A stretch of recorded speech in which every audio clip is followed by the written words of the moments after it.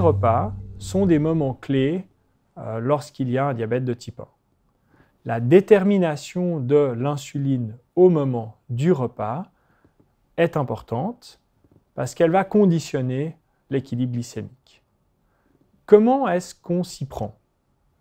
Tout d'abord, déterminer la quantité de glucides qui sont contenus dans l'assiette qu'on va manger. Ensuite, tenir compte de la glycémie de départ. Est-ce que je suis dans ma cible? Est-ce que je suis en hyperglycémie? Si je suis en hyperglycémie, je vais devoir rajouter de l'insuline de correction. Enfin, qu'est-ce qui m'est arrivé avant ce repas et qu'est-ce que j'ai prévu de faire après? Et là, un des outils qui va le plus m'aider, c'est les flèches de tendance des systèmes de monitoring en continu du glucose. Je m'explique.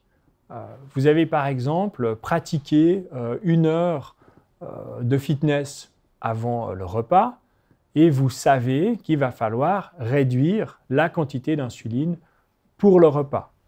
On voit bien que déterminer l'insuline au moment du repas, ce n'est pas qu'une simple affaire de comptage des glucides. Il va falloir intégrer ces 3 éléments. Pour les intégrer, soit vous êtes très bon en maths et vous faites le calcul de l'insuline de correction, le calcul de l'insuline repas, vous les additionnez et puis vous soustrayez la tendance. Des fois, c'est pas simple. On peut là se faire aider par des calculateurs, des applications comme par exemple WebDia ou des systèmes pour vous aider à calculer les glucides du repas comme Dia10 ou d'autres systèmes. Un dernier point important. Dans la réalité du quotidien, il y a des repas types. Le mardi, vous allez manger chez votre tante. Le vendredi, 1 fois par mois, vous mangez une pizza avec vos copains de foot. Le lundi, vous n'avez jamais de temps et c'est un sandwich sur le pouce. Et. Dans ces 3 exemples, essayez d'être le plus précis possible parce que ces exemples, ces situations vont se répéter quotidiennement. Elles vont se répéter chaque semaine, chaque mois.